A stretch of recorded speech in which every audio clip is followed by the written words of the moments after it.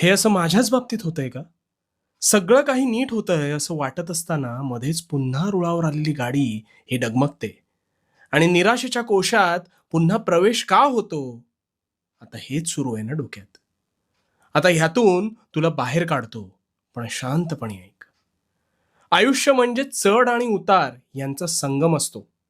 तुला कधी दुःखाची झळ बसली असेल अथवा बसत असेल, तर ती सोसावी लागते. कारण त्यानंतर मिळणारं समाधान हे शब्दात मांडता येत नाही. दुःख हे तुला अनेक गोष्टी शिकवते. तुला कणखर आणि संयमी बनवते.